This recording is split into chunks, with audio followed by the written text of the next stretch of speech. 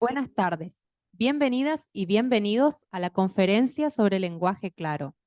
Se encuentran presentes la presidenta del Superior Tribunal de Justicia, doctora Iride Isabel María Grillo, y sus miembros, doctora Emilia María Valle y doctor Néstor Enrique Varela. Presidente del Colegio de Abogados de Resistencia, doctor José Galassi, y los presidentes de colegios de abogados del interior de manera virtual. Presidenta de la Asociación de Magistrados y Funcionarios, Fabiana Bardiani. De manera virtual, se encuentran presentes magistrados, magistradas, funcionarias, funcionarios, empleadas, empleados del Poder Judicial del Chaco e interesados de otras provincias en conexión a través de la plataforma Zoom. Para dar inicio, escucharemos las palabras de apertura de la presidenta del Superior Tribunal de Justicia, doctora Iride Isabel María Grillo. Buenas tardes. Una buena tarde que está bendecida por la lluvia, que a veces molesta un poquito, pero que siempre nos oxigena. Y oxigenar es fortalecernos y volver siempre a renacer. Es propia de nuestra naturaleza humana, de la condición humana, de la que somos parte, y avanzando respecto de consideraciones que fueron parte de los modos de pensar, de sentir, discursivos también, y de las maneras nuestras en otros tiempos de nuestra humanidad, de hacer o no hacer, forjando nuestras maneras de ser, siempre perfectibles, siempre revisables, siempre libres. Esa libertad con responsabilidad que tanto nos cuesta tantas veces cultivar y revisar como personas humanas que somos. Desde este lugar y como personas humanas que somos, tenemos un derecho, uno de los tantos derechos nuestros, que si no los conocemos, si no los reconocemos como singularidades propias de esta humanidad dispersa, perfectible, diversa e inconmensurable, podemos cometer errores. Y justamente de esto se trata, de trabajar siempre con el error, de no avergonzarnos cuando en cualquier ámbito de nuestras vidas advertimos o nos advierten en el sentido de que nos muestran que estamos incurriendo en un error. Qué bueno incurrir en errores. Es bueno, no en tantos, porque cuando el error es ya recurrente y es un error ciego y sesgado, no es bueno, no es saludable. El derecho que tenemos entre tantos otros, las personas humanas que somos, es el derecho a equivocarnos. Respecto de este derecho a equivocarnos, que alguna vez aprendí y sobre todo aprendí a reconocer y a reflexionar en el verdadero sentido de la reflexión, es maravilloso. Reconocer el error, reconocer que nos equivocamos, no nos hace débiles, al contrario, nos enriquece. Estamos aquí y ya terminando un año y terminando una presidencia que estoy esperando terminar.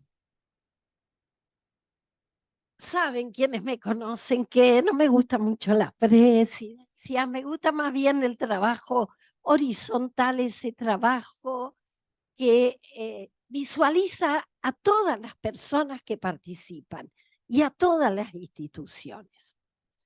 Entonces, llegando ya al final de este año complejo, difícil, pero maravilloso a su vez. Un año que nos permite hoy reconocer a mi izquierda a un nuevo juez del Superior Tribunal de Justicia de la provincia, que luego de un concurso de antecedentes y oposición, que es singular en todo el país, hoy nos permite que esté aquí. Es un tiempo, este 2023, un tiempo en que también debemos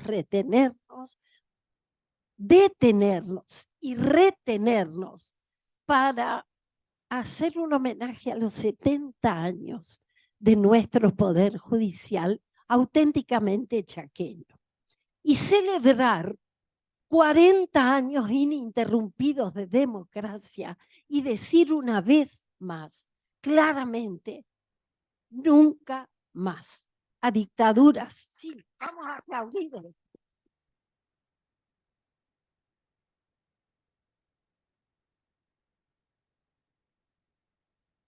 Nunca más a golpes de Estado. Nunca más a gobiernos de facto. Nunca más a dictaduras cívico-militares que son nuestras dictaduras de las que debemos hacernos cargo. Y por eso, qué maravilloso reconocer errores, ignorancias, prejuicios, preconceptos que a veces no advertimos e ir terminando este maravilloso tiempo irrepetible nuestro, haciendo esta celebración de compartir una vez más una experiencia de aprendizaje en el que tenemos la oportunidad invalorable de que dos personas valiosas, dos mujeres valiosas que a continuación van a presentar, nos van a enseñar. Y nosotras y nosotros vamos a quedarnos allí, compartiendo esta experiencia maravillosa. 2 veces dije hoy, maravillosa, de un aprendizaje horizontal compartido. Como constitucionalista, no puedo dejar de decir lo siguiente. La libertad de expresión, que es la concreción positiva y negativa. Negativa no en el sentido de algo disvalioso, sino en el sentido de la no expresión y el derecho al silencio que nos debemos. Y necesitamos un poco más de silencio para la reflexión. Entonces, la libertad de expresión, el derecho que tenemos a acceder a la información, a compartir y transmitir esos datos y esa información que hace sin duda al mejoramiento de nuestras comunicaciones, que es uno de los dilemas de la naturaleza humana en todos los tiempos y lugares. Nos permite hoy decir gracias a ustedes que van a enseñarnos, a nosotras, personas humanas falibles, que tenemos ganas de aprender y estamos aquí expectantes para revisar qué pensamos, qué decimos, lo que hacemos o no hacemos. Y sobre todo, para revisar maneras de ser y poner la mirada siempre adelante, con fe, con esperanza y con suma humildad para continuar avanzando juntas, personas humanas que somos, frente a los desafíos permanentes de una sociedad que nos exige, y nos exige con razón saber. Porque el saber, los conocimientos, los saberes, son sin duda en todos los tiempos de nuestra historia, en todos los tiempos, un factor, una fuerza productiva infinita. El tema es que aprendamos y sepamos cómo compartir y comunicar eso bien. Para eso estamos hoy aquí. Gracias. El Chaco tiene una frase que es una frase mía, vamos a decirlo así, que trasciende al Superior Tribunal de Justicia. El Chaco ampara, enciende y enamora. Y cuando llegamos al Chaco, llegamos de una manera. Y este Chaco ancestral nuestro, después nos deja partir otra vez, nos retiene y no permita que nos vayamos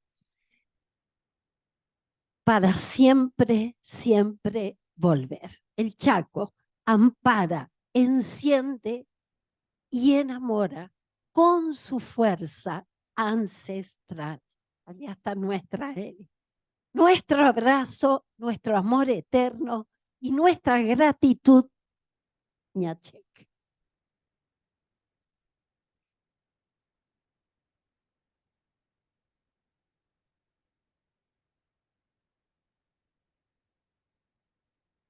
Muchas gracias, doctora.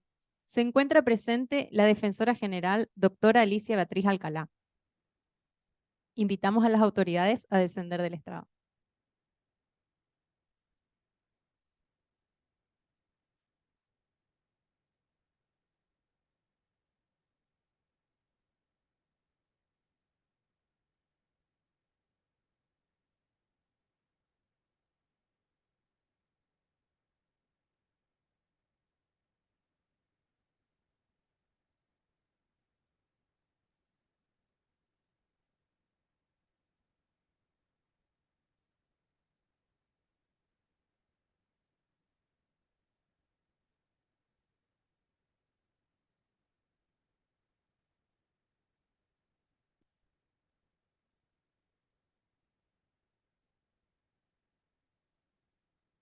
Seguidamente escucharemos a las conferencistas.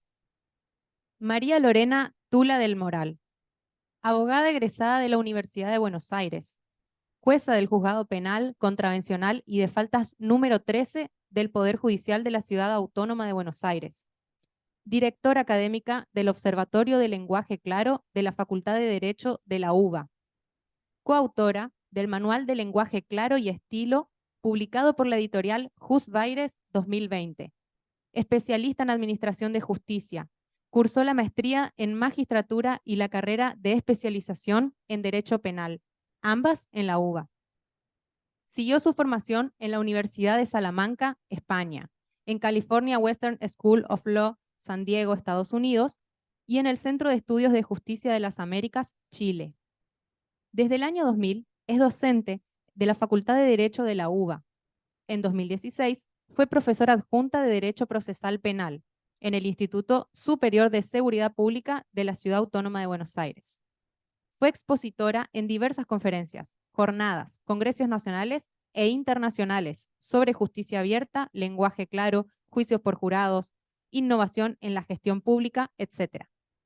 Es autora de diversas publicaciones, entre ellas participó de la publicación del Código Procesal Penal de la Ciudad Autónoma de Buenos Aires, comentado, formación de la decisión judicial, buenas prácticas para garantizar el derecho a comprender, colección Justicia Abierta. Mariana Bossetti. Es profesora en Letras en la Universidad Católica Argentina.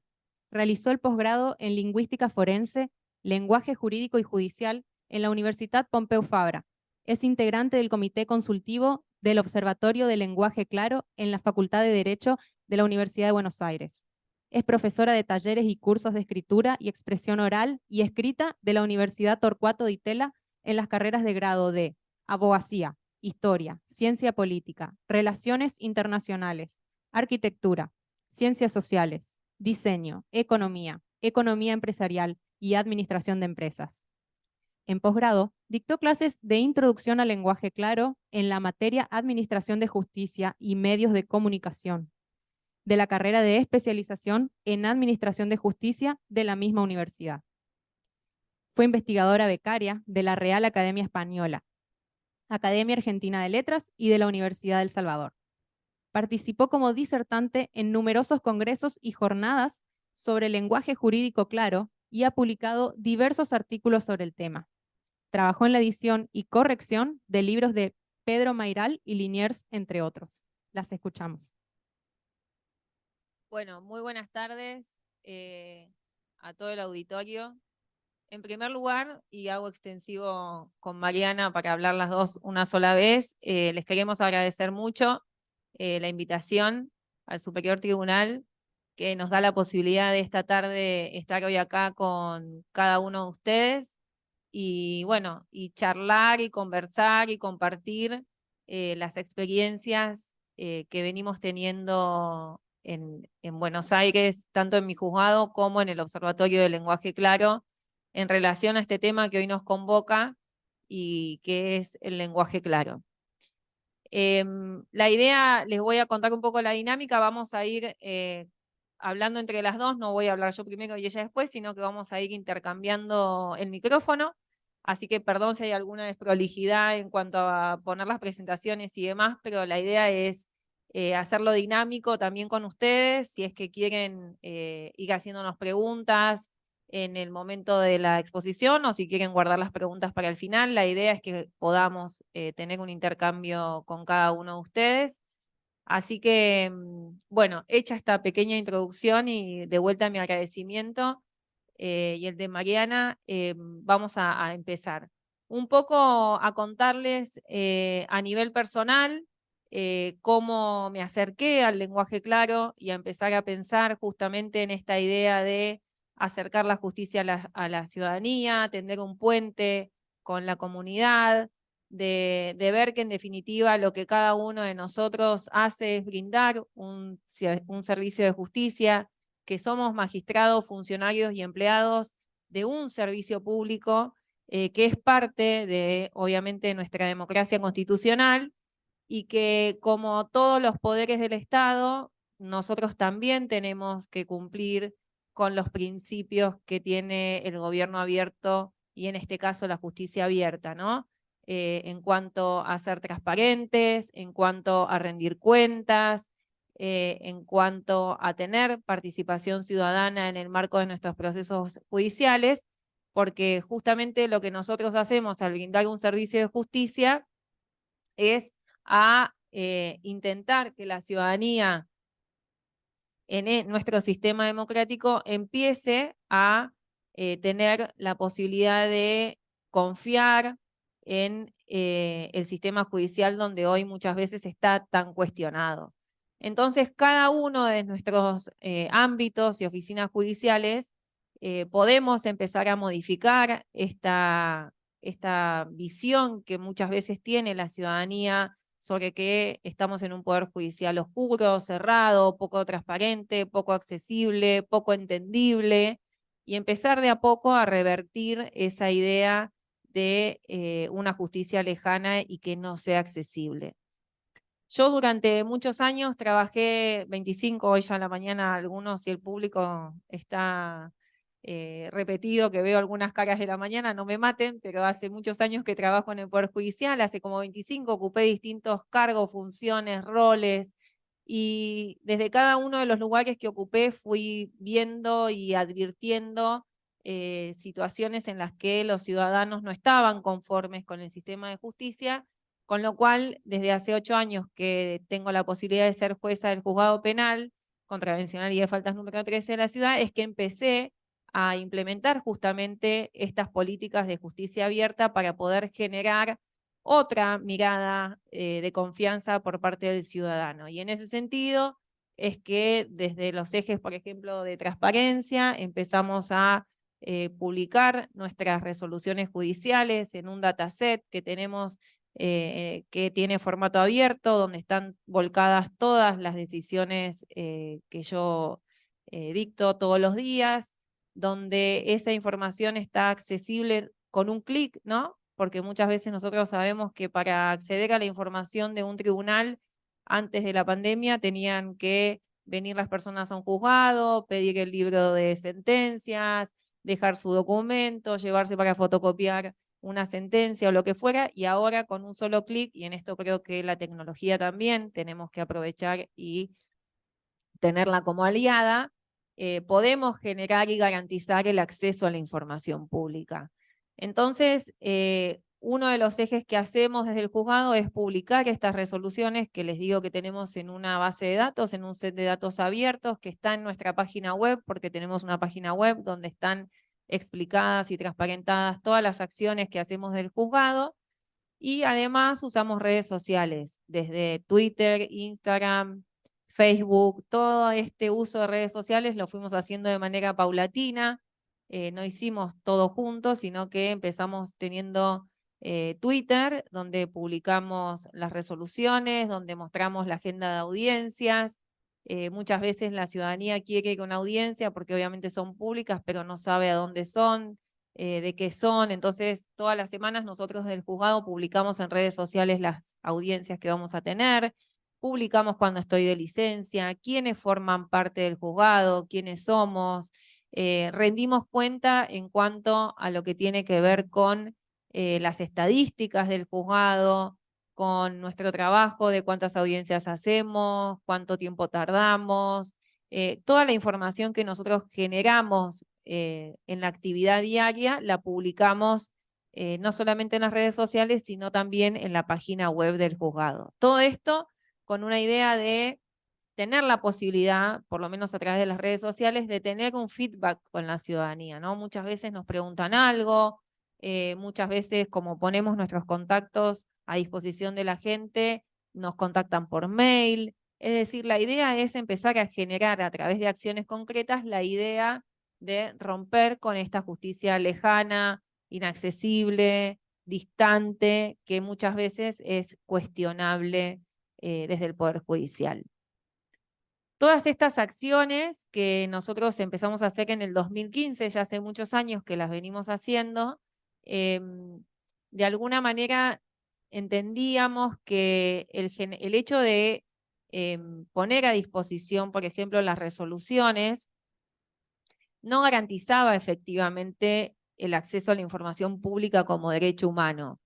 Porque más allá que nosotros ponemos las resoluciones a disposición de la ciudadanía, de las cuales obviamente están anonimizadas a través de una herramienta de inteligencia artificial para no vulnerar la protección de datos personales, nos generaba la idea de que si las resoluciones estaban publicadas, la gente podía entender o comprender estas decisiones. Con esa idea de ver efectivamente que el solo hecho de publicar no garantiza el acceso a la información pública, empezamos a descubrir, o empecé a descubrir que había todo un mundo que estaba trabajando desde hace muchísimos años, desde los años 70, en todo lo que tiene que ver con el lenguaje jurídico claro. Entonces, que había un movimiento internacional que trabajaba en todos los documentos, que trabajaba en el contenido, en el diseño, en la estructura de los documentos, para que esos documentos sean claros y sean comprensibles con nuestro destinatario final, que además de ser la persona a la cual nosotros vamos a destinar, digamos, nuestra resolución, nuestra decisión, es la ciudadanía en general, porque nuestras resoluciones trascienden, ¿no?, el destinatario particular de nuestro caso, sino que llegan a toda la comunidad, a toda la sociedad. Entonces empezamos desde el juzgado a trabajar fuertemente en todo lo que tiene que ver con empezar a cambiar esos documentos, y para eso hicimos lo que ustedes también están haciendo ahora y hicimos a la mañana, y es a capacitarnos. Nosotros tenemos una formación que no nos enseñaron a escribir claro, no tenemos estas habilidades adquiridas, por lo menos la gente de mi edad. Los más jóvenes por ahí ya están más empapados en estas nuevas habilidades que tienen que tener los abogados y las abogadas, no solamente en redacción jurídica clara, sino en, por ejemplo, todo lo que tiene que ver con litigación oral, con destrezas en la oralidad. Entonces empezamos a capacitarnos y para eso lo que hicimos fue tomar cursos con Mariana, obviamente, que nos dio muchos, pero tener la posibilidad de empezar a ver cómo podemos argumentar en lenguaje claro, qué significa argumentar en lenguaje claro sin tener que dejar de fundamentar, obviamente, nuestras decisiones. Entonces, todo ese proceso de capacitación fue también un proceso donde pudimos aprender nuevamente a redactar y también pudimos compartirlo con la comunidad. Yo les decía que nosotros usamos redes sociales, entonces cada vez que nosotros hacíamos algún cambio en algún documento, lo que hacíamos era, por ejemplo, ponerlo en las redes sociales y decirle a la ciudadanía si podía entenderlo, si sugería algún cambio de alguna palabra, cualquier cuestión que la ciudadanía pueda aconsejar también para formar parte, ¿no?, de ese cambio y de esa transformación en ese documento judicial. Yo creo que en eso es muy importante la participación ciudadana en su máximo esplendor, en el sentido de que podamos co-crear con la ciudadanía herramientas que en definitiva ellos son los destinatarios, con lo cual, ¿qué más podemos pedir que tomar en cuenta la opinión que nos puedan dar en relación a un documento para poder modificar y hacer los cambios que necesitamos para generar un documento confiable? Porque en definitiva eso es lo que nosotros queremos generar y que es un documento confiable para la ciudadanía, que nuestra decisión sea respetada, que nuestra decisión sea legitimada por la ciudadanía y que sea cumplida. Entonces, todas las herramientas que nosotros podamos usar para poder tener ese documento confiable, creo que es útil a la hora de poder redactar un documento. Esto fue un poco prueba y error, ¿no? Empezamos como a implementar, y acá le pido a Celina si puede venir a hacer el cambio de Power. No, este no se ve por eso. Pero mientras lo cambia, les voy contando un poco. Empezamos a modificar cada uno de los documentos que fuimos haciendo en el juzgado, no solamente las resoluciones y las sentencias, sino todo lo que tiene que ver con oficios, con telegramas, citaciones, todos los documentos que nosotros creímos y pudimos identificar en un principio en cuáles eran los que, por ejemplo, hoy a la mañana yo les contaba, los que más usábamos, o ustedes tienen que pensar cuáles son los documentos que más usan, cuáles son los documentos más frecuentes, cuáles son los documentos que ustedes creen que son los que... Ahí. Sí, son los documentos que... ¿Querés manejarlo vos acá? Sí, yo voy ahí porque lo vamos a hacer. Son los documentos que necesitan ustedes o que nosotros en su momento creímos que era mejor empezar a cambiar. Entonces fue un proceso donde empezamos por un documento, después pasamos a otro documento y a raíz de ahí fuimos modificando la mayoría de los documentos, ¿sí? Estas modificaciones no son, digamos, estáticas. En su momento hicimos algunos cambios, por ejemplo, en algunas actas que ustedes pueden ver en nuestro manual, que después se los vamos a mostrar y se lo pueden descargar gratuitamente, que van a ver que hoy, por ejemplo, Mariana les va a presentar una nueva versión de un acta nuestra. O sea, son documentos que uno, como va mejorando, como va adquiriendo nuevas herramientas, también los va modificando. Porque esto es algo que va incrementando en cuanto al conocimiento, en cuanto a ver cómo lo vamos a hacer, dónde lo vamos a comunicar. Entonces, en esto me parece que sí es importante que estemos abiertos a poder pensar cuál es la mejor versión de un documento, que no va a haber una, y acá también la cito a Mariana, nunca va a haber una versión verdadera del documento, sino que va a haber distintas versiones, y no va a haber una que sea válida y que la otra no sea válida, sino que vamos a tener distintas versiones de un documento, y siempre y cuando, mientras esté bajo los parámetros de lo que tiene que ver con la estructura, el contenido y el diseño, de lo que implica que una comunicación sea clara, va a estar bien. ¿Se entiende? Bueno, hola a todos. ¿Se escucha bien ahí? Sí. Bueno, no repito todo el agradecimiento, pero quiero agradecer muchísimo. Es la primera vez que estoy en el Chaco. Así que bueno, espero que se cumplan las tres, las tres promesas que me va a dar el Chaco. Yo encantada, muy agradecida y fue muy linda la experiencia de la mañana también. Así que bueno, muy brevemente, leyeron mi currículum, pero siempre es algo frío. En realidad yo estoy acá hoy además de por lo que estudié, porque hace 25 años un amigo me ofreció, yo en ese momento solo era profesora en la universidad, enseñaba escritura académica y un amigo daba clases de redacción jurídica en un estudio jurídico en Buenos Aires. Y me dijo, mira, todos los abogados, las abogadas están muy interesados, hay mucho trabajo, yo no puedo dedicarme todo el día. ¿Querés compartir el trabajo conmigo? Bueno, ahí empecé, me encantó, como verán, y después me especialicé. Y ahora, bueno, durante 16 años fui asesora lingüística en ese estudio jurídico. Ahí creamos un centro de escritura, que fue una experiencia muy interesante para pensar otra vez, ¿no? ¿Qué función tiene un centro de escritura? Hoy sería un centro de escritura y oralidad al servicio de abogados y abogadas que trabajan en un estudio jurídico o en el Poder Judicial, como estamos acá. ¿No? Nosotros dábamos siempre, hoy a la mañana les decía, yo soy como el técnico, van con el auto al mecánico y yo soy el técnico que les dice, el motor hace un ruido, bueno, puede ser por acá, puede ser por allá. Yo cumplo esa función, una función técnica de asesoramiento y la última palabra la tienen siempre los especialistas.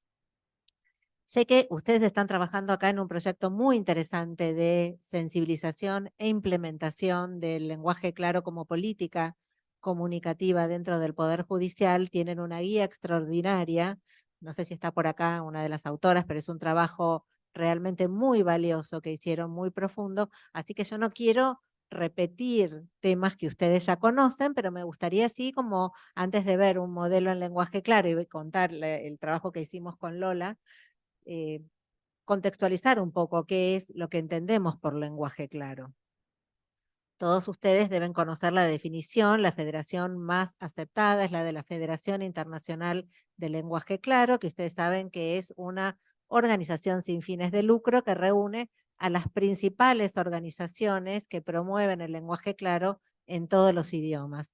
Y la definición de la federación dice que una comunicación está en lenguaje claro si la lengua, tenemos lengua, el lenguaje, la redacción, sería la estructura, es decir, la disposición de esa información en la superficie, además con qué empieza, ¿no? La manera con qué empieza, con qué viene a continuación, con qué termina. La lengua, la estructura y el diseño, la disposición, ahora sí, de esa información en la superficie, ya sea la pantalla, el papel, pensemos hoy también en el teléfono, ¿no? Muchas de las comunicaciones se leen en una pantalla mucho más chica que elimina algunas de las posibilidades que tiene el documento Word. Eso también hay que tenerlo en cuenta, ¿no? La lengua y la estructura y el diseño están redactados de tal manera que permiten que la persona a la que ese documento va destinado encuentre la información, en primer lugar la encuentre, en segundo lugar la comprenda y en tercer lugar la use, pueda usarla, ¿no? Entonces es importante pensar que estamos hablando de todas esas cuestiones, lengua, estructura, diseño. Estamos hablando también de búsqueda de la información, encuentro, comprensión y uso. Estamos hablando del lenguaje en contexto. Esto es muy importante para nosotros tener en cuenta porque cuando hablamos de lenguaje claro estamos hablando siempre de una interacción por medio del discurso, una interacción por medio de la palabra. Nosotros que integramos, bueno, yo hace 9 años que trabajo en el Ministerio Público Fiscal de la Nación, ya no trabajo en el estudio jurídico, pero y ustedes en el Poder Judicial, esas comunicaciones que elaboramos desde nuestra función en el ámbito público constituyen interacciones de estos organismos que cumplen, que buscan siempre lograr un efecto en las personas a las que nos dirigimos. Eso también es un punto muy importante porque estamos hablando entonces del discurso, estamos hablando de la interacción, estamos hablando de una comunicación situada, una persona que elabora un enunciador, una persona a lo que destinamos y un propósito comunicativo. Estas variables de las que estamos hablando son las que van a determinar qué elecciones vamos a hacer desde el punto de vista del diseño, pero también desde el punto de vista de las elecciones discursivas, si narramos, si explicamos, si argumentamos, y también desde el punto de vista, como decía, del diseño, del tipo y tamaño de letra, del uso de los recursos con los que contamos. También estamos hablando entonces de las elecciones de diseño, las elecciones discursivas y las elecciones gramaticales. Otras cuestiones que hoy no vamos a, pero porque seguramente si hicieron alguna capacitación en lenguaje claro también habrá visto. El lenguaje claro también tiene que ver con lo micro, no solamente con lo macro. En ese marco, entonces, del que estamos hablando, de lecciones que tienen que ver con el diseño, tienen que ver con la estructura, tienen que ver con la gramática, tienen que ver con el discurso, que son las series de recomendaciones, nosotros proponemos 5 recomendaciones que siguen este principio. El lenguaje claro lo que propone en la definición es un cambio de paradigma. Más importante después que encontrar específicamente si es mejor utilizar esta expresión u otra, esta palabra, lo que nosotros tenemos que plantearnos en primer lugar es que el lenguaje claro propone ese cambio de paradigma. ¿Por qué? Porque en el ámbito en el que nosotros estamos, por lo general, la tradición es que la persona destinataria privilegiada en esa interacción es la persona especialista, el abogado, el juez, el par, el abogado de la otra parte. Generalmente, cuando pensamos en el discurso jurídico, nos encontramos con eso. La persona prevista como destinataria es una persona especialista que tiene formación específica en ese ámbito. Pero el lenguaje claro, ¿qué dice? Que la persona a la que está destinado pueda encontrar la información, comprenderla y usarla. ¿Y quién es la otra persona destinataria en nuestras interacciones? La ciudadanía en general, el ciudadano o la ciudadana, que por los usos y costumbres, por la tradición, ocupaba un segundo plano en la interacción, no estaba en posición destacada. Ese es el cambio de paradigma que propone el lenguaje claro. Invertir esa ecuación. La persona destinataria que vamos a privilegiar en la interacción es el ciudadano o la ciudadana que no son especialistas, que no saben qué es el código de rito, que no saben qué es UTSUPRA, que no, a veces tampoco saben qué es FOJA, no tienen por qué saberlo, ¿no? Una nota al pie muy importante, el lenguaje claro supone un destinatario que no tiene problemas de comprensión, no tiene problemas de comprensión, el problema es de adecuación de quien elabora ese documento a la persona destinataria. Bien, por eso, cambio de paradigma. No es que tenga problemas, nosotros no suponemos que tienen afectadas sus competencias, porque repito, todos sabemos, experimentamos en algún caso que viene una comunicación y nosotros tampoco la entendemos. Parte del trabajo en el estudio jurídico era que me dijeran, bueno, Mariana, ¿podés reformular esto?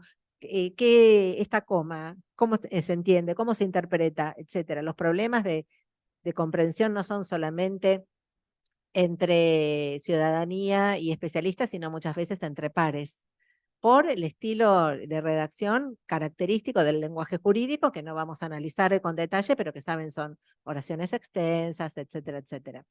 Alta presencia de tecnicismos sin reformular, vocabulario arcaico, y entre otras características. Entonces, volviendo a lo nuestro, ¿qué propone el lenguaje claro? El ciudadano o la ciudadana son los destinatarios privilegiados en estas comunicaciones, en esta interacción. Por lo tanto, esas elecciones se van a guiar por justamente las elecciones que favorezcan la interpretación. Y nosotros sintetizamos en 5 en el Observatorio del Lenguaje Claro, sintetizamos en 5 recomendaciones, por supuesto que a su vez esas 5 se abren en otras tantas, pero que podemos resumir en 5 recomendaciones. La primera Todo esto es para ir al modelo, ya voy, porque nos dijeron que quieren ver ejemplos prácticos, así que bueno, no voy a hablar tanto. Pero bien, la primera recomendación es considerar que el paratexto constituye una guía de lectura del documento. ¿Qué es el paratexto? Porque estamos hablando de lenguaje claro y yo acá me traigo mis propios, ¿no? El paratexto. Bien, el paratexto son los elementos que pueden ser gráficos, ¿sí? O textuales que rodean al texto, que están alrededor del texto. Todos los conocemos, aunque no le hayamos puesto ese nombre. Cuando, por ejemplo, un manual, si ustedes se fijan en el manual, el manual que compartió Lola o cualquier otro manual que hayan conocido, tiene un título, está organizado en capítulos, los capítulos tienen un título, hay un índice del contenido, hay un prólogo que adelanta cuál es el contenido relevante de ese libro, de ese manual. Toda esa información que está desplegada en los elementos paratextuales, que incluyen también las imágenes, ¿sí? Y también pueden incluir el tipo, la diferencia entre tipo y tamaño de letra y demás, todos los elementos paratextuales constituyen una guía de lectura del documento. Hay una autora argentina que ya murió del Instituto de Lingüística de la Universidad de Buenos Aires, que tiene Maite Alvarado, que tiene un libro justamente que se llama Paratexto, en donde analiza qué función cumplen todos estos elementos, el título, el prólogo, los subtítulos, pero nosotros podemos pensar, qué función cumplen en cuanto a la orientación de la lectura, cómo facilitan la tarea. Una característica tradicional de los documentos jurídicos es que no están organizados con títulos y subtítulos, constituyen bloques de texto, bloques de información y que exigen de parte de del lector o de la lectora la reconstrucción de todo eso. Ustedes piensen, si nosotros encontramos un manual de 50 páginas que no está organizado en capítulos, ¿sí? Tiene títulos que son opacos para nosotros, títulos que solamente entienden las personas especialistas, son títulos que además abarcan bloques de 30 páginas y que suponemos que después de la lectura, cada persona va a decir, claro, pero este bloque de información en realidad estaba analizando qué se entiende por lenguaje claro, la definición, pero no dijo definición de lenguaje claro. ¿Ven? Eso sería. Entonces, una de las primeras recomendaciones es considerar la función que tiene el paratexto desde la perspectiva, ¿no?, de facilitarle la tarea al lector. Siempre pensemos, ¿no?, que hay algo que no dije, pero que cuando hablamos de estructura, estos formatos con los que nosotros trabajamos, estos géneros discursivos, es decir, la demanda, contestación de demanda, la sentencia, el oficio, el proveído, etcétera, tienen una estructura prototípica característica, una forma de empezar, tiene una información que colocan en el principio, otra con la que viene a continuación, etcétera, ¿no? Y que esa estructura está en función del propósito comunicativo. Bien, entonces la primera recomendación tiene que ver con considerar el paratexto como una posible guía de lectura del documento, utilizar títulos, subtítulos, cuadros, líneas de tiempo, imágenes, notas al pie, glosarios, etcétera. Incluso en documentos muy extensos se puede poner un párrafo inicial que resuma el contenido principal, que es un procedimiento, si conocen a la jueza de Estados Unidos que murió hace unos años, Ruth Ginsburg, ¿la conocen? Porque tiene una película, bueno, hay una entrevista muy interesante que hizo un especialista en redacción jurídica en inglés norteamericano que se llama Brian Garner. A lo mejor lo conocen. Tiene una serie de libros con un juez de la corte, el juez Scalia, ¿no? Y hicieron una serie de libros muy interesantes en donde analizan el discurso jurídico. Pero ahí hizo también una serie de entrevistas que están disponibles en YouTube. Yo cuando le envié el material a Celina, les voy a mandar si quieren el link de la entrevista. Y Brian Garner entrevista a jueces de la Corte Suprema de Estados Unidos específicamente acerca de sus prácticas de escritura. Y la jueza Ruth Ginsburg explica que ella en sus sentencias introducía un párrafo en donde resumía lo principal de la sentencia, porque consideraba que de esa manera ayudaba a la persona que le iba a leer y también a los periodistas, ¿no? Entonces ella se tomaba el trabajo de incluir ese párrafo de resumen, y fíjense que cumplía esta función paratextual, orientar la lectura de todo el documento, facilitar la comprensión y también instalar una interpretación. Bien, hoy a la mañana hablábamos también de que el lenguaje claro, entre otras virtudes, tiene que se asegura en la medida de lo posible, porque la claridad absoluta sabemos que es imposible, pero se asegura la interpretación que el autor o la autora quieren darle a su documento, ¿no? Trabajan también en esa línea, favorecen que esa sea la interpretación que se respete. Bien, entonces, como decía, la primera recomendación de las 5 para texto. Bien, como guía de lectura. Favorece la comprensión, orienta la interpretación, alivia el trabajo de procesamiento. La segunda recomendación tiene que ver con la organización. Si ya tenemos dividido en bloques de información, porque usamos títulos y subtítulos, estamos organizando esa estructura que ya tiene el tipo de documento, la organizamos en partes por medio de títulos y subtítulos. Ahora, cada una de esas partes vamos a organizarla en párrafos armoniosos, la palabra armonioso porque no es que tenga un número determinado, pero en párrafos que estén compuestos por oraciones. Esto es muy importante. Uno de los principales nudos de oscuridad de los documentos jurídicos tiene que ver con que una de sus características es construirlos con oraciones párrafo, oraciones muy extensas que no incluyen subdivisiones internas. Es el mismo problema que veíamos antes del paratexto, ahora lo vemos en la organización de las partes que componen el escrito, ¿no? Entonces, la segunda recomendación es atender a la organización en párrafos de los apartados del documento y del documento en sí. El párrafo es un principio de organización textual también muy claro, porque el párrafo lo que hace es desplegar una idea. Una de las reglas que da Daniel Casani, el especialista catalán, que seguramente lo conocen por La cocina de la escritura, que es un libro clásico, ¿sí? Siempre, y además siempre vigente, es una maravilla ese libro, da la recomendación, dice, una idea por párrafo, un dato por oración, una idea por párrafo. La extensión, entonces, organizar en párrafos y los párrafos en oraciones armoniosas también es una de las recomendaciones porque favorece la claridad. Ustedes saben que nosotros para el procesamiento necesitamos mantener en la memoria de corto plazo las oraciones, las palabras, hasta que les asignemos un sentido cuando llega un punto, ¿no? Un punto o una puntuación fuerte o semifuerte, punto, punto y coma o 2 puntos, que nos permiten cerrar y ahí asignar un sentido. Esas oraciones párrafo tan extensas obligan a la relectura. Nosotros le dejamos a nuestros lectores el trabajo de reconstruir ahí dentro de ese párrafo las oraciones. Entonces les estamos pidiendo un esfuerzo mayor. Si nosotros pensamos que nuestros lectores son, que tenemos que privilegiar, favorecer, perdón, que comprendan con mayor facilidad, aliviar ese trabajo de procesamiento, la organización de párrafos y oraciones es otra de las recomendaciones.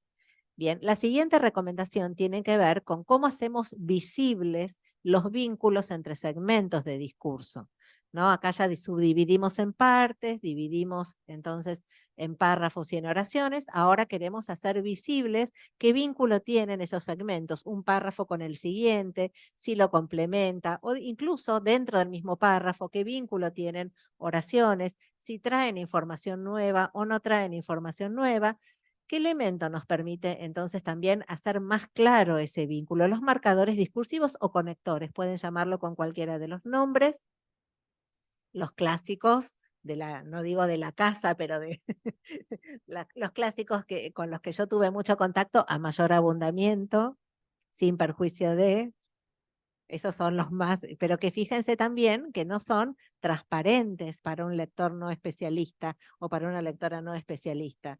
Y el mejor es, si bien es cierto, no es menos cierto, que ahí, bueno, hay una atenuación bastante grande, pero desde la perspectiva de la claridad, nosotros podemos recurrir a marcadores discursivos que hagan más visible ese vínculo lógico entre segmentos de discurso. Pensemos en los ordenadores, que son tan favorecedores, ¿no? En primer lugar, en segundo lugar, por último, ¿sí? O, por ejemplo, también el famoso que va cuando anuncia un resumen, en síntesis y verdaderamente resumir.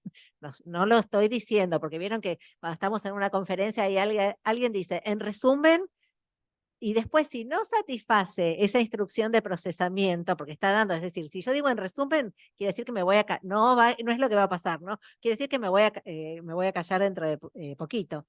Pero si no se cumple eso, si alguien dice en resumen y sigue hablando 1 hora, la gente lo odia, ¿Notaron eso?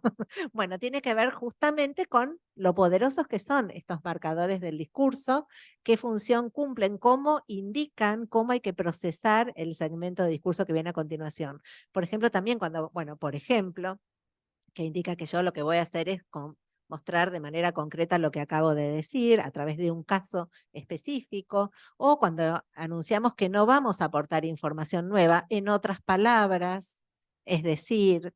Entonces, tercera recomendación, recurrir cuando son necesarios, preferir los que son más transparentes para una audiencia no especializada, evitar a mayor abundamiento, cabe agregar, es dable destacar, o los que colocamos muchas veces y que no hacen explícito un vínculo entre segmentos de discurso. Esa sería la tercera recomendación.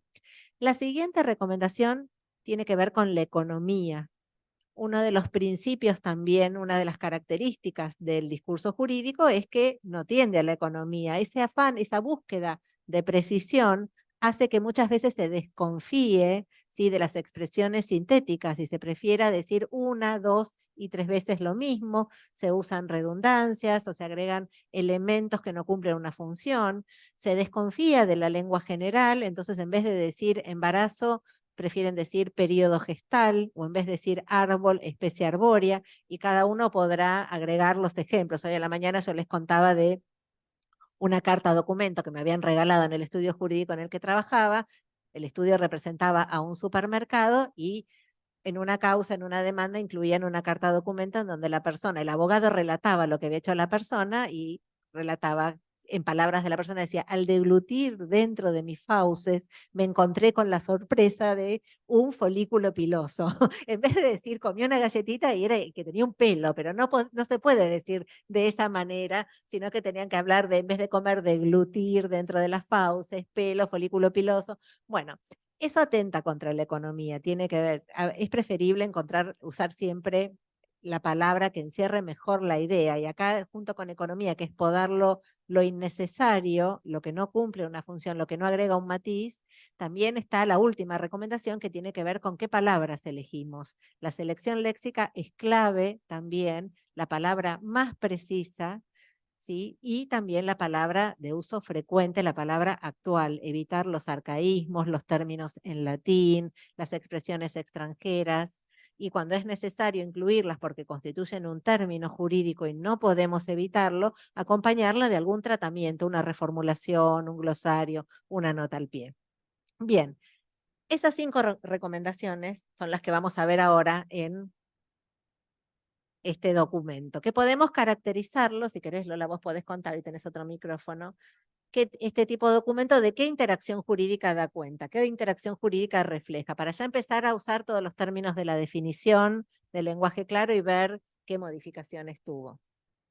Ese documento es un acta de audiencia de una suspensión de juicio a prueba. En el marco de un proceso penal, cuando se otorga una suspensión de juicio a prueba, se hace una audiencia donde las partes van y piden, generalmente la defensa, que se conceda este beneficio al imputado, y bueno, y se hace una audiencia donde yo resuelvo oralmente este beneficio.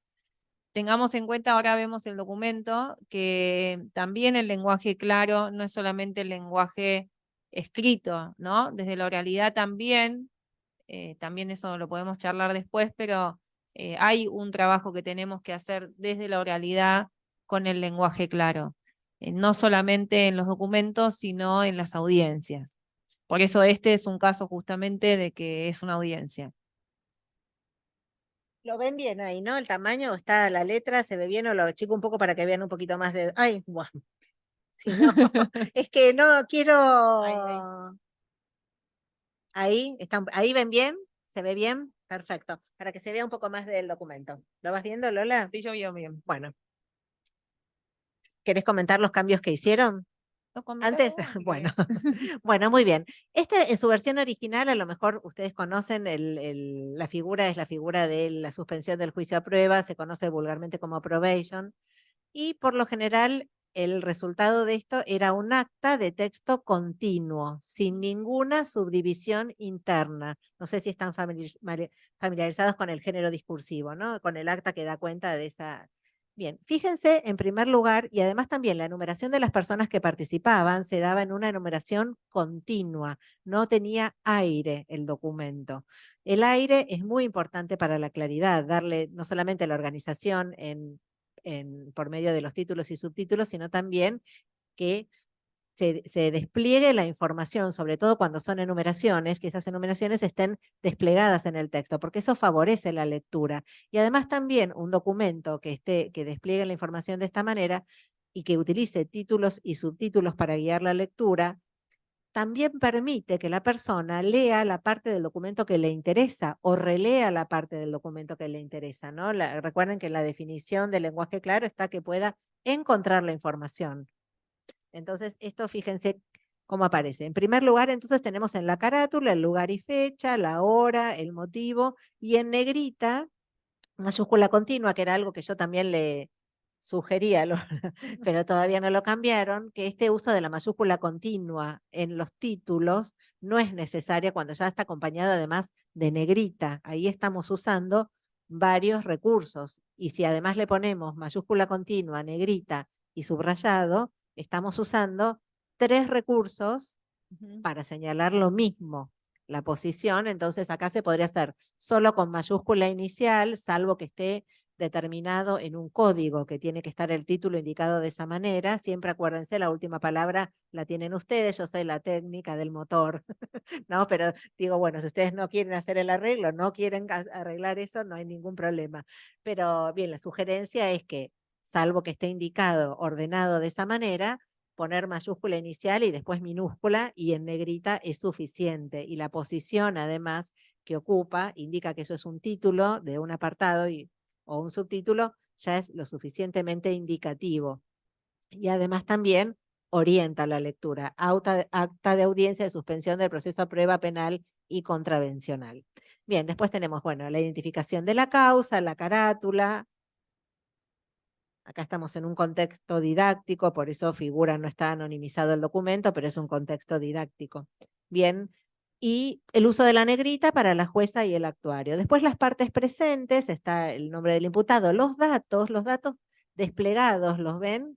Cómo aparecen. Entonces, eso también permite revisar con mayor facilidad si todos los datos que son necesarios están, es decir, la estructura y la forma de organizar favorece no solamente la comprensión de la persona destinataria, sino también la revisión del propio documento. Y acá hago un comentario. Sí. No solamente cuando desplegamos los datos, por ejemplo, pensamos en que queden separados para un mejor orden y el chequeo, como dice Mariana, sino porque, por ejemplo, este documento también tiene como destinatario la oficina de control, es decir, después de la audiencia se le da intervención a una oficina que va a controlar el cumplimiento de las pautas de conducta. Generalmente van a ver que las pautas de conducta siempre tienen que tomar contacto con el imputado, sea vía mail, teléfono, citación. Entonces también la oficina de control puede en un acta encontrar fácilmente los datos del imputado para poder contactarlo, para poder generar con el imputado que cumpla las pautas de conducta. Entonces, en eso es importante que no pensemos que solamente es una cuestión de que nuestro destinatario es, en este caso, la persona que está sujeta a proceso, sino que también la oficina de control, como parte de la ejecución de ese control, también es de utilidad la información desagregada, porque la puede identificar más rápido que si tiene que leer en un solo párrafo dónde está el teléfono, dónde está el mail para poder contactarlo. Bien. Ahora viene a continuación, bueno, acá estaba lo que les decía, que yo sugerí eliminarlo, que está subrayado. El subrayado es un recurso que al tener la negrita no es necesario usarlo 2 veces, con usarlo una sola vez es suficiente. La negrita ya cumple esa función. Bien, bueno, la mención del fiscal y ahora vienen los hechos imputados. En los hechos imputados sí es un texto continuo, porque esto no se puede modificar porque viene, ¿no? ¿De dónde? Claro, no, porque cuando ya la fiscalía hace la acusación, los hechos, digamos, por más que muchas veces vemos que no son muy claros o están redactados de alguna manera larga y esto, sin desagregar la información, son los hechos que nosotros no podemos modificar. Entonces ahí copiamos y pegamos los hechos tal cual vienen en el requerimiento de elevación a juicio, por ejemplo. Bien, que ahí sería interesante para revisar las elecciones discursivas que favorecen la comprensión en el caso de la narración de hechos, Ujú. ¿no? Que además de las indicaciones clásicas de cómo tienen que estar narrados los hechos, bueno, la elección, por ejemplo, del tiempo pasado, ¿sí? Que es el tiempo canónico de la narración de los hechos se hace en pasado como tiempo canónico porque se narra lo que ya ocurrió y un orden cronológico que puede ser ascendente o descendente, pero que no puede haber saltos temporales. Una de las mayores problemas que traen las narraciones es que a veces pasan del presente al pasado sin una relación lógica. Entonces ahí es importante pensar en esto que, ¿se acuerdan que decíamos elecciones de diseño, elecciones discursivas, elecciones gramaticales? Si pensamos en la secuencia narrativa, la elección del tiempo verbal es muy importante, ¿no? Elegir el pasado y el pasado en orden cronológico dentro del pasado. El presente también se utiliza en las narraciones, pensemos en los manuales escolares, porque hace más vívidos los hechos que presenta. San Martín cruza los Andes y utilizan el presente, pero ahí tiene otra función didáctica y en otro contexto. Pero desde el punto de vista de la claridad, del procesamiento, de la facilidad, el pasado es el tiempo de la narración. Y es el que se tiene que preferir sin hacer oscilaciones pasado-presente. Pero bueno, eso sería para otro momento, si pudiéramos tocar la parte de narración del De lo acta, fiscal. que no lo vamos a hacer. Bien. Fíjense que viene. Yo ahora voy a ir pasando solamente a los subtítulos para que ustedes se fijen cómo se presenta la organización lógica del documento al servicio de la persona destinataria y con qué tipo de títulos y subtítulos que son más transparentes. Después vamos a mostrar también los de la sentencia. Bueno, Bien, entonces, bueno, tenemos la calificación legal, el contenido de la audiencia y después el uso, perdón, porque al no tener el mouse, el contenido de la audiencia, y acá no funciona por eso. Ah. Organizado, fíjense, en primer lugar, y está en negrita destacada la parte importante, el uso de la negrita dosificada también lo que permite es una lectura del documento rápida. Después se lee en profundidad, pero eso permite también ir siguiendo cuál es el contenido relevante del documento dentro de cada uno de los apartados. Entonces tenemos el contenido de la audiencia en primer lugar, después a continuación la jueza, ven, la negrita ahí lo que cumple es la función de demarcar en el texto, en la audiencia, las partes dentro de la audiencia. La jueza resuelve, ¿no? La mención del imputado expresa que entiende que lo que la magistrada acaba de explicar y que está de acuerdo con la suspensión del proceso de prueba y sus términos, y finalmente resuelve, que ahí también lo que dijimos, esta posición del resuelve, si tiene que quedar ahí o puede ir a otro lugar. Bueno, y ahora viene entonces lo que resuelve, suspender el proceso a prueba, imponer, etcétera, y después, ¿qué viene a continuación? Un cuadro. Acá tenemos también un cuadro en el que se organizan las pautas de conducta. Y fíjense que tiene desglosado dónde figura el artículo, ¿sí? Y la pauta de conducta. Fijar presentada de manera también simétrica, ¿no? Por medio de verbos en infinitivo. Fijar, cumplir, realizar y realizar. Y la pauta de conducta. Están enumeradas, acá identificadas con letra minúscula, ¿no? A, B, C, D. El artículo en el que se basan estas pautas de conducta y a qué se compromete la persona que acepta suspender el juicio a prueba, el proceso a prueba, ¿no? No, a suspender, está sí, bien. lo dije bien porque hasta yo me mareo. En casa de Herrero, bien. Entonces, fíjense acá que tenemos un recurso también para textual. Estamos usando un cuadro para presentar la información, que por lo general aparece también en texto continuo. ¿Qué favorece esto? Que mientras lo lee ya sepa que son 4 pautas de conducta. ¿Sí? Refuerza esa disposición el contenido, tiene esa función de favorecer la comprensión y de reforzar el contenido. Bien, continúa. Ahora.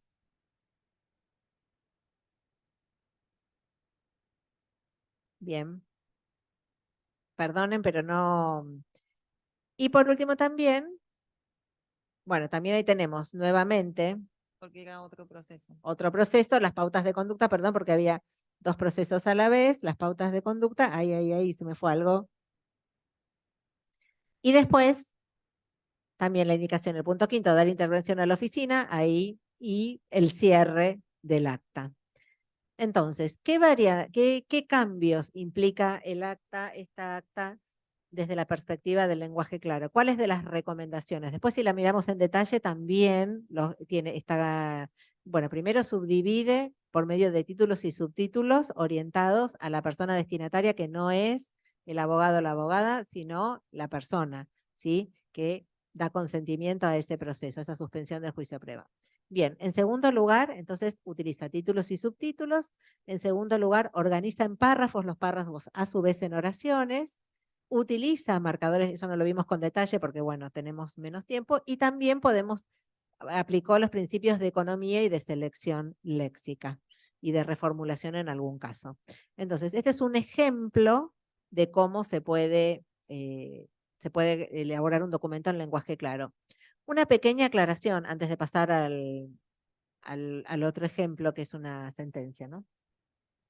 Cuando nosotros pensamos en la escritura, acá nos centramos en la escritura y no en la oralidad en esta presentación, cuando pensamos en la escritura es importante tener en cuenta también que la escritura es un proceso, una suma de operaciones. Tal vez alguien se esté preguntando, bueno, pero ¿cómo voy a hacer yo en el momento en que empiezo a poner mis ideas en el papel en pensar si estoy usando títulos y subtítulos, si organicé, si los títulos son indicativos para la persona destinataria, si organicé en párrafos, si los marcadores, si el cerebro no funciona de esa manera. Si nosotros sobrecargamos a nuestro cerebro en el momento de elaborar el escrito con todas esas exigencias, lo que sigue muchas veces es la página en blanco. Demoramos el proceso. Hay una analogía muy interesante que hizo una profesora que enseña escritura en una universidad en Estados Unidos. La profesora se llama Betty Sue Flowers, que dice que el proceso de escritura se puede considerar como el proceso de construcción de una casa.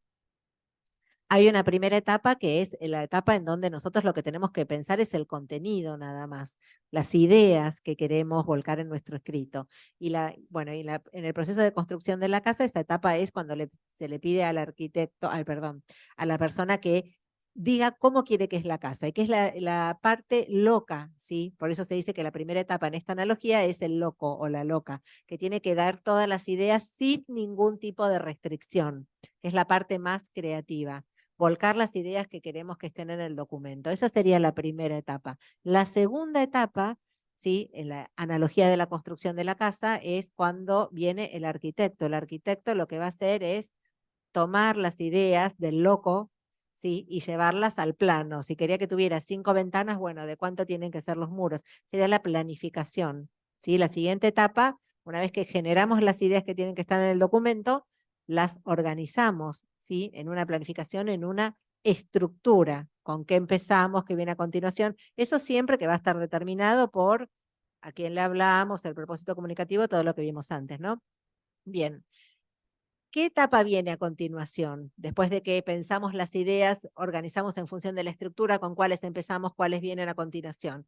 En la analogía de la casa, como es una profesora norteamericana y las casas en Estados Unidos, muchas de las casas tienen estructura de madera, ella habla del carpintero, porque es el que va a construir, que sería para nosotros la etapa de textualizar, de redactar propiamente dicha, ¿no? El trabajo de darle forma de oraciones, párrafos y demás, ¿no? Y en la analogía de la construcción de la casa es el carpintero para Estados Unidos, para nosotros sería el maestro mayor de obras, o a mí me gusta más también el albañil, porque es el que tiene el trabajo duro, ¿no? Es lo que más cuesta, es la parte de redacción. Y la última etapa, que es la etapa de revisión, en esta analogía de esta profesora norteamericana, dice que ese trabajo le corresponde al juez o a la jueza, que va a tener que juzgar qué cosa. En la revisión que juzgamos, si esas ideas que aparecieron a las que dispusimos en esa estructura, en ese orden, en esa posición, realmente aparecen como tienen que estar en la versión final. Y si no, qué parte, si hay que picar una parte de una pared, si hay que picar, tiene que desaparecer un párrafo, o si tenemos que cambiar de lugar un párrafo, etcétera, etcétera, ¿no? El último trabajo es el del juez. Y lo interesante de esto, porque para la perspectiva del lenguaje claro es muy importante, es que si nosotros hacemos coincidir el momento de pensar con el momento de juzgar, es mucho más difícil el trabajo. ¿Por qué? Porque le estamos pidiendo a nuestro cerebro que al mismo tiempo realice todas esas operaciones. En cambio, si nosotros empezamos a pensar, bueno, vamos a tener en cuenta la estructura y después vamos a hacer la revisión de de estas 5 recomendaciones y otras más que puedan ir incluyendo, ¿sí? Entonces ahí el trabajo fluye un poco más, es decir, en síntesis, no vamos a sobrecargar de exigencia desde la primera idea que tenemos en el escrito, sino pensemos que la escritura es un proceso, una suma de operaciones y que la claridad al principio la vamos a buscar sobre todo en la etapa de revisión de los escritos y poco a poco se va a ir incorporando con mayor facilidad. Pero no pensemos también que lo vamos a lograr desde el primer momento. ¿Querés que veamos o querés avanzar un poco con...? No sé, como quiera. Bueno, O veamos la sentencia vemos la rápido y ya sentencia. después seguimos con lo otro. Sí, por si quieren hacer preguntas, Sí, para por dejar eso. 20 minutos para preguntas.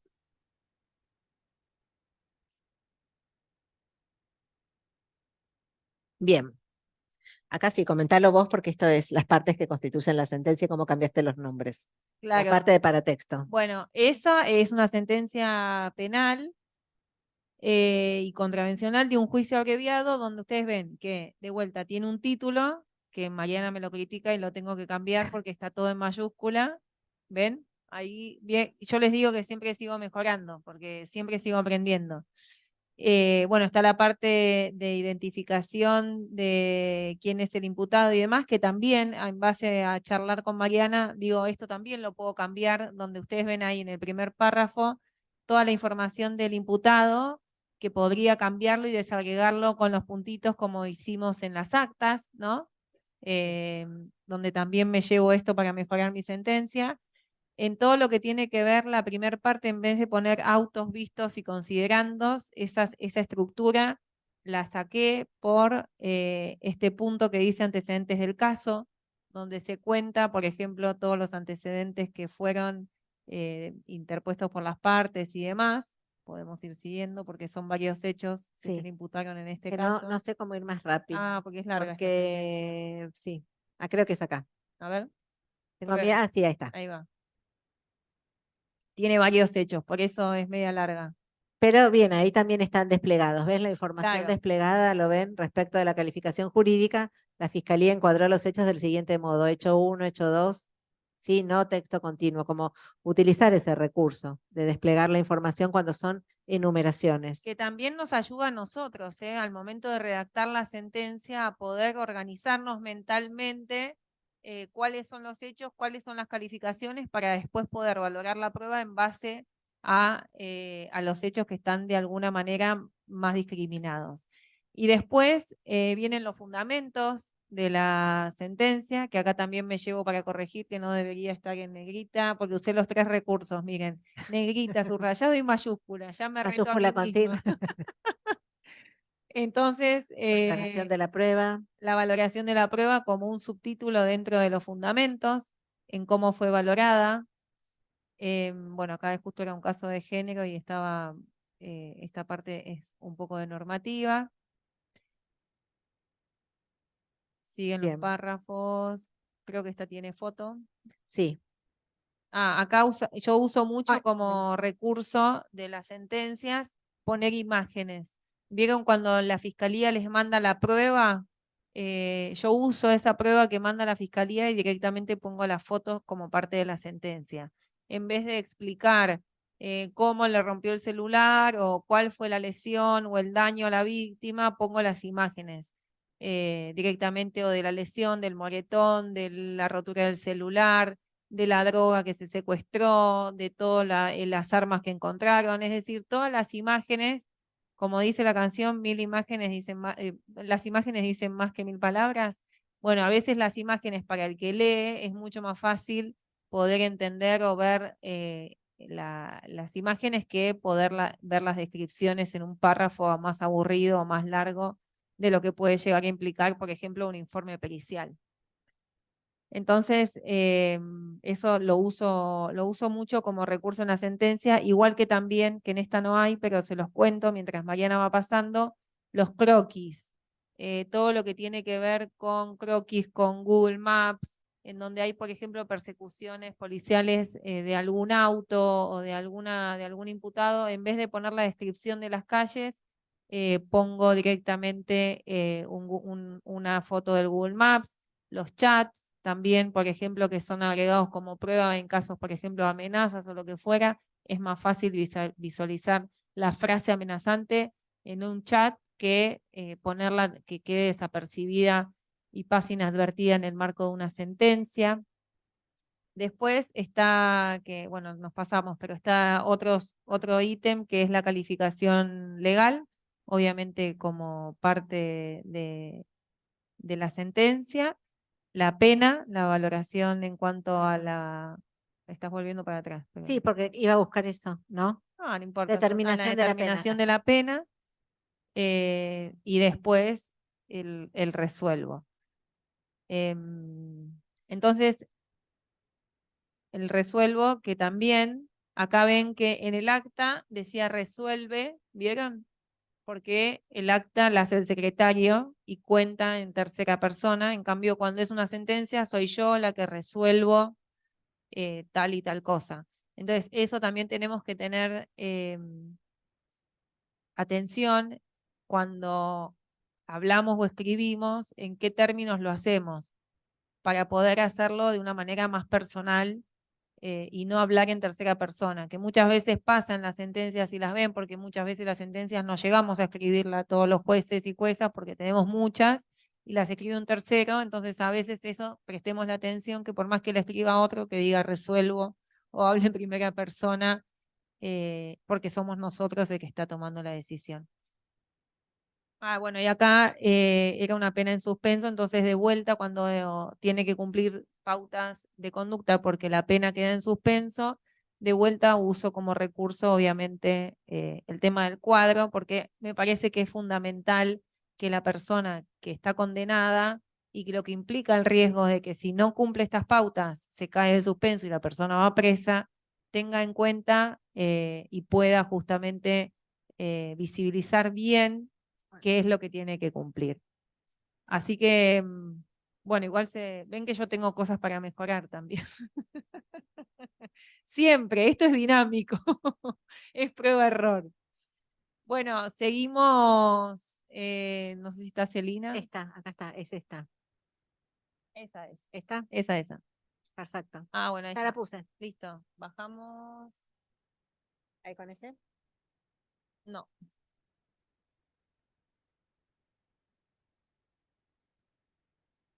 ¿La baja? No. Pero pásamela si no voy cambiando. ¿Esta? Es ese. A ver. Ah, no, porque debe haber quedado acá. Entonces es este. Yo lo pongo. A ver. Perdón, Celina. Porque pensamos que estaba el archivo completo, pero no. No, pero está. A ver si lo podemos bajar. Esto sí, te lo pongo acá. Bueno, mientras solucionamos la parte técnica, no, pues. como les decía, desde el juzgado no solo modificamos, ahí va, desde los documentos, como les mostramos algunos ejemplos, sino también todo lo que tiene que ver con la oralidad, que eso también es un tema súper amplio para trabajarlo, pero es muy importante que trabajemos desde la oralidad el uso del lenguaje claro. La sala de audiencias tenemos que tener en cuenta que no solamente está el imputado, la víctima, los testigos, sino que hay público en general, ni hablar en los juicios por jurado. Entonces hay distintas herramientas para que podamos trabajar desde la oralidad. Desde el juzgado también lo que hacemos es, quisimos medir todas estas acciones que estábamos implementando, ya que para nosotros también era importante saber qué opinaba la ciudadanía en relación a los cambios que habíamos empezado a hacer en los documentos, en la oralidad. Entonces hacemos encuestas de opinión a cada persona que participa en la audiencia y a partir que tienen mucho que ver con el tema de la comprensión y si entendieron el motivo de la audiencia y demás, y la opinión. Y en este sentido trabajamos desde el lenguaje claro, pero no solamente desde la resolución, desde la oralidad, sino todas las personas del juzgado. Por eso también medimos cuál es, por ejemplo, la claridad en el lenguaje en la mesa de entradas, todo el juzgado adopta esta política de transparencia.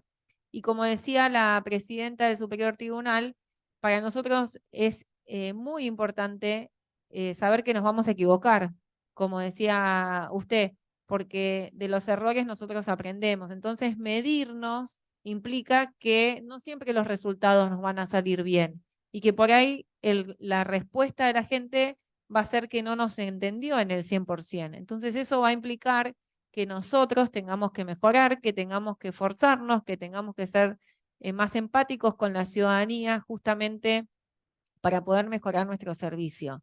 Y no tomarlo como que, ay, bueno, porque yo me equivoqué o porque el dato no me dio lo que yo quería que me dé, no lo voy a mostrar.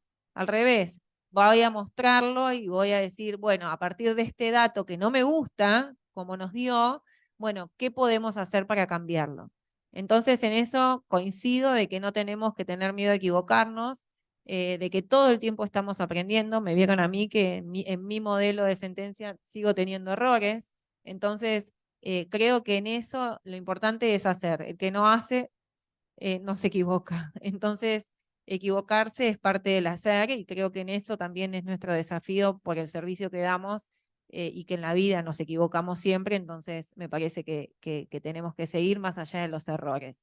Y como saben, y muchos ya lo conocen, todo esto lo plasmamos en un manual de lenguaje claro y estilo del juzgado, que está publicado por la editorial Juzbaires, que es de descarga gratuita, así que se lo pueden descargar y la idea es que sirva justamente de guía para poder a otras oficinas judiciales implementar este tipo de cambios. Ustedes tienen la guía, hay muchos poderes judiciales también que tienen guía, manuales y demás, que obviamente que son súper valiosas y que son un paso enorme para poder empezar a trabajar en los textos.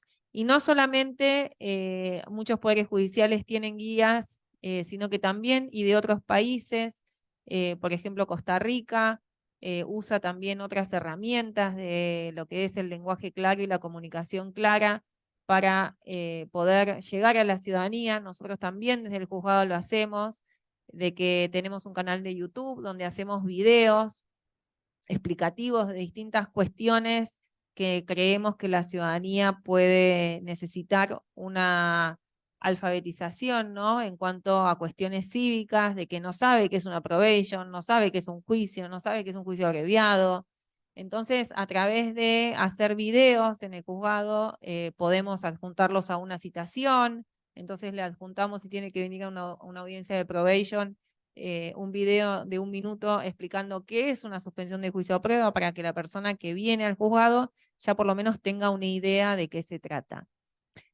Toda esta práctica que yo les conté en justicia abierta, en transparencia y acceso a la información, tuvo mucha repercusión en distintos poderes judiciales de acá de Argentina, en distintos poderes judiciales de otros países, y justamente nos dio la posibilidad de conocer mucha gente, de contactarnos y de generar la idea de poder tener un espacio, ¿no?, de reflexión desde un ámbito académico donde podamos empezar a pensar estas prácticas desde un ámbito universitario.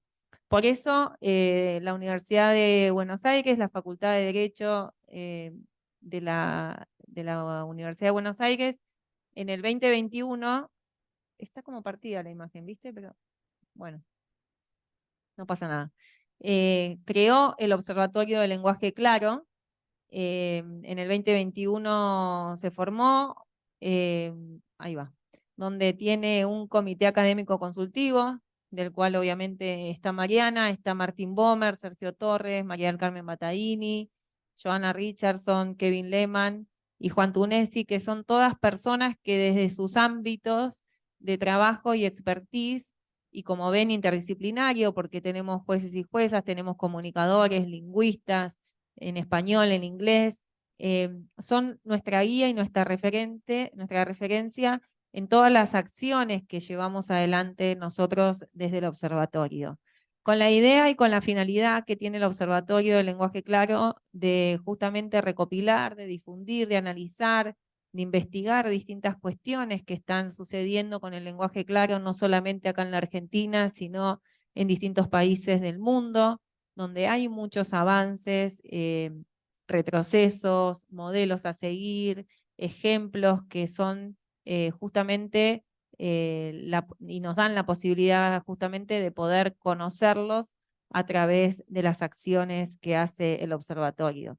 Por eso el observatorio es un espacio donde tiene como uno de sus objetivos promover a la reflexión, a pensar estas cosas, ¿no? ¿Qué es lo que hacemos bien? ¿Qué necesitan los poderes judiciales?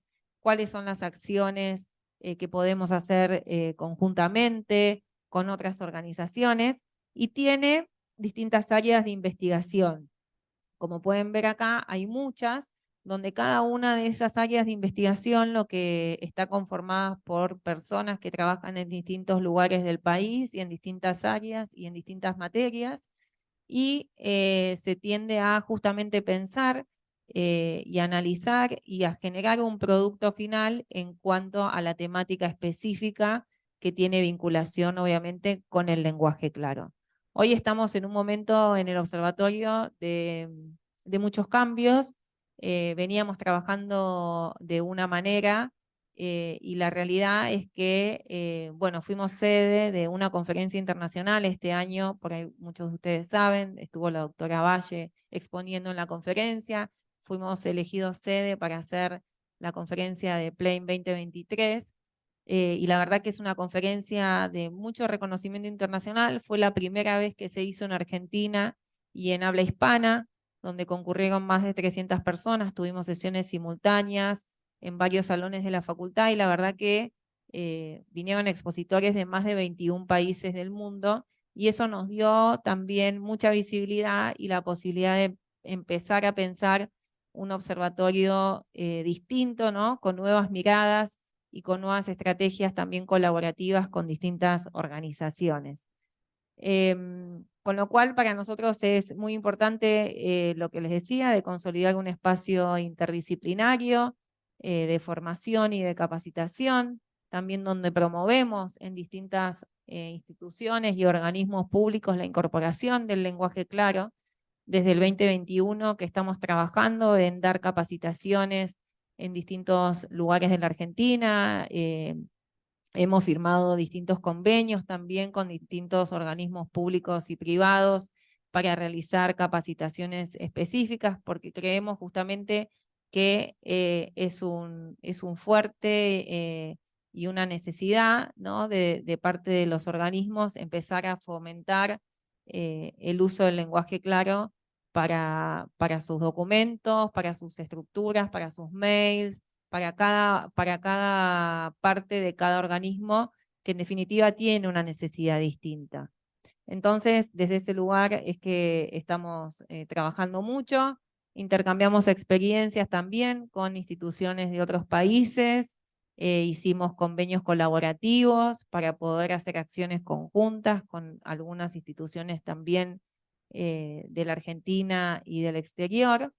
Y ahora tenemos justamente desde el observatorio un proyecto, como ven a ustedes ahí, y que Mariana ahora les va a contar más profundamente de qué se trata, un proyecto de trabajar en lo que es la comunicación clara. Porque nosotros hace muchos años que venimos, tanto a nivel de individual como jueza, desde la organización del Poder Judicial de la ciudad, trabajando en lo que es el lenguaje claro, y yo siempre creí que necesitamos ser más abarcativos a lo que significa el lenguaje claro y pasar de lo que es el lenguaje claro a la comunicación clara. Porque la comunicación clara abarca y es mucho más amplia de lo que puede ser un documento en lenguaje claro. Tenemos que pensar en una estructura de poder judicial que tienda a lo que es la comunicación clara desde todos los ámbitos, no solamente desde la función de los jueces, sino desde la comunicación, del uso del lenguaje claro en las redes sociales, en las páginas web. Bueno, ahora vamos a ver en detalle en qué consiste este proyecto, pero desde el observatorio estamos apostando a trabajar con los poderes judiciales en proyectos integrales de comunicación clara. Y para eso tiene distintos puntos. Sí. Bueno, Sí, en este proyecto integral de comunicación clara, que como señaló Lola, va un poco más allá del lenguaje, porque ustedes también en su experiencia habrán notado que la comunicación clara parte desde la información que se le da, no solamente en lo que se vuelca en el documento, sino también en lo que se contesta de manera oral, cómo se dispone, la claridad de las personas que integran los distintos organismos o las oficinas, ¿no? Cómo se identifican, cómo reciben. Es un proyecto más integral. Por supuesto que incluye la perspectiva del lenguaje, la perspectiva discursiva, pero que también incluye otros aspectos. Y también un poco lo que veníamos pensando en discusiones o intercambio de ideas que teníamos con Lola acerca de si nosotros pensamos cómo se implementa el lenguaje claro en la Argentina, si pensamos en una política pública de largo alcance, siempre entendida, y en esto insisto porque también conviven distintas definiciones de qué se entiende por lenguaje claro al mismo tiempo, y nos parece importante trabajar en una línea que considera que el lenguaje claro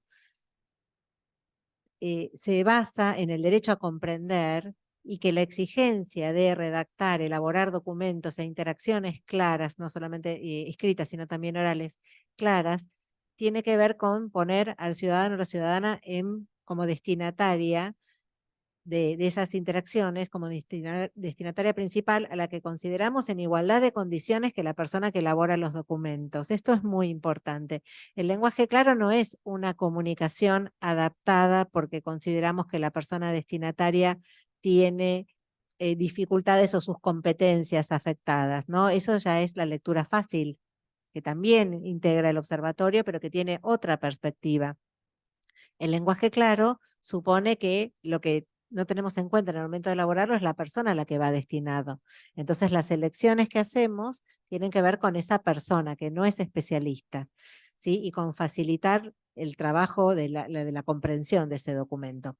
Pero bien, como les decía, consideramos que la comunicación clara es un término más abarcativo y que permite dar cuenta también de otras instancias que no tienen que ver solo con elaborar el documento con determinadas reglas o con determinadas recomendaciones o determinados principios. Pensamos también que es muy importante la formación en discurso de abogados y abogadas, ¿no? La educación en lenguaje claro en todos los niveles.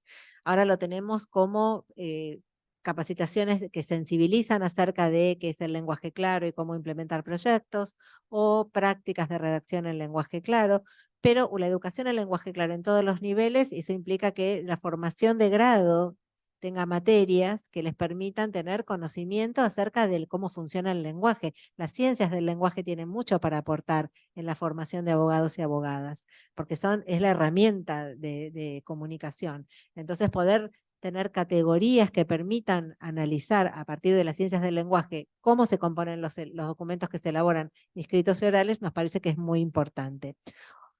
Entonces, en el grado, en el posgrado, en distintas instancias, uno de los ejes entonces de este proyecto integral va a ser la educación, la capacitación. Otro tiene que ver con la participación ciudadana en la confección de documentos. Una de las principales críticas que se le hace al lenguaje claro, además de esta subestimación de la audiencia o de considerar que hay un doble discurso, no se simplifica de manera excesiva el discurso jurídico y pareciera que entonces propone una comunicación de segundo orden, pero que se sigue considerando que la verdadera comunicación es la otra, ¿no? Entonces, esa es una de las principales críticas que se le hace. Otra de las críticas que se le hace al lenguaje claro es que es un movimiento que promueve que la comunicación, la interacción jurídica tenga a la ciudadanía como principal destinataria, y la ciudadanía no participa de ninguna manera en ese proyecto. Solamente después se le pide que diga si algún documento, es decir, un proyecto de comunicación integral clara tiene que dar lugar también a la opinión de los ciudadanos y las ciudadanas, por medio de encuestas, por medio de entrevistas, incluso adoptando algunas de las técnicas que se hacen en el diseño de los sitios web, ¿no? Que los diseñadores le piden a por lo menos 5 personas que usen ese sitio web y que les comenten qué es lo que ven, qué es lo que les resulta útil, qué es lo que debería tener algún cambio. Entonces también esa es una forma de favorecer la participación ciudadana que tiene que estar integrada en estos proyectos de comunicación clara. Tiene que tener un lugar de participación, no un lugar pasivo solamente como receptor de esa comunicación, sino que también instar a que existan, ¿no? O facilitar que existan instancias de participación de la ciudadanía. Otro de los pilares de este proyecto integral de comunicación clara es la alfabetización jurídica. Nos encontramos que aunque hay un desconocimiento en gran parte de la ciudadanía acerca de en qué consiste un proceso judicial. No hablemos solamente de las figuras jurídicas, ¿no? Si es un homicidio con una calificación o con otra, que trae muchos problemas. Una vez una madre del dolor me dijo, bueno, yo asistí a todo el proceso, de todo el juicio en el que estaban juzgando a la persona que había matado a mi hijo, lo había atropellado, y yo siempre pensé, porque estaban hablando de homicidio, yo siempre pensé que esa persona iba a quedar presa. Pero claro, la calificación del homicidio implicaba una pena que podía ser que no quedara presa. Entonces se sorprendió, y era una mujer que era doctora en historia, muy formada. No, bueno, el problema del lenguaje que trae, ¿no? Entonces, pero bueno, pero la alfabetización jurídica va más allá de la terminología jurídica. Hay un desconocimiento también de cuáles son las instancias de aplicación de la justicia, cómo son los procesos. Es una información que no aparece en la formación. Hay materias en en el secundario que toman estos temas, pero pensemos también de qué otra manera se puede contribuir a la alfabetización jurídica, por medio de videos que expliquen una especie de glosario de los términos jurídicos de uso frecuente y que describan los procesos que estén a disposición en las páginas de los juzgados. Bueno, acá la imaginación es infinita, ¿no? Pero podemos pensar cómo podemos contribuir desde los organismos del Estado a favorecer esa alfabetización jurídica en la ciudadanía, para que se interprete, porque la comprensión siempre es una interacción, ¿no? Es desde quien elabora el documento considera que la persona, ¿se acuerdan que hablábamos de enunciador, enunciatario, comunicación situada? Bueno, siempre ahí hay un cálculo de cuánto es lo que sabe la persona a la que le destina el documento.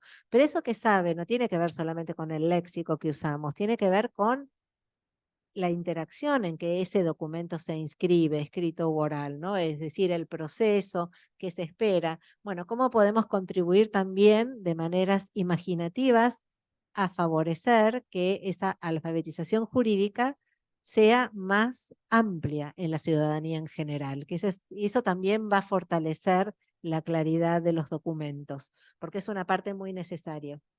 Bien, también la vinculación del Poder Judicial con la ciudadanía, qué tipo de actividades se pueden desarrollar. Pensemos, hay algunos que en los Simulacros, juicios, por ejemplo. simulacros, también visitas a los juzgados, ya se me están diciendo más trabajo, no, por supuesto, no, yo quiero que me quieran, quiero que alguna vez me inviten de vuelta al Chaco, que lo estoy pasando muy bien, pero bueno, pensemos, ¿no? También esto sin que implique una carga de trabajo mayor, que es uno de los mitos que muy bien refutan en la guía del lenguaje claro que tienen en el Poder Judicial del Chaco, ¿no? Está muy bien refutado el mito de que el lenguaje claro exige mayor cantidad de trabajo. Bueno, bien, entonces, ¿cómo se va a materializar este proyecto tan ambicioso? En parte, por partes, ¿sí? Por partes, porque todo no es posible abarcarlo en un año, ni mucho menos, pero sí tenemos varios proyectos para el año que viene, para el 2024. Uno de los proyectos, uno de los más importantes, es que va a haber un curso virtual bastante extenso, con una carga horaria más importante, que incluya esta perspectiva discursiva, un poco de teoría, pero solamente para poder describir los fenómenos, y también una parte práctica, en donde se elaboren documentos siguiendo estos lineamientos. Ese es un curso que va a tener, es un programa que va a tener un formato de módulo introductorio y de seminarios de especialidad breves, de cuatro encuentros nada más, para poder ver géneros discursivos en particular, por ejemplo, sentencias, leyes, demanda, contestación de demanda, bueno, ¿qué más? Se me olvida. Uno de género también. Uno de género, muy bien. Entonces, esa es uno de los proyectos más importantes, Y la idea es que fruto de ese curso, elaborar un manual del observatorio que vuelque, que resuma de alguna manera la experiencia y cuáles son estos lineamientos que encontramos en la práctica, ¿no? Con una mirada interdisciplinaria también, ¿no? Todo el curso va a estar a cargo de especialistas en los distintos géneros discursivos, en las distintas instancias y también de lingüistas. Bien, ese es uno de los proyectos bastante importante y también vamos a presentar en marzo un proyecto de investigación, lo mantenemos el suspenso, que va a tener también una función social, es decir, que viene a colaborar con un desencuentro en relación con un tema social, que nos parece que es importante desde el observatorio colaborar también, ¿no? Con la claridad favorece, o la claridad de las prácticas también tiene un correlato concreto en ayudar a que la vida de las personas sea más fácil en algunos aspectos. Ojalá el lenguaje claro pudiera hacerse cargo de todo, la comunicación clara. Eso no es posible. Pero en principio eso, y también estamos pensando en proyectos a más largo plazo. En el congreso del que hablamos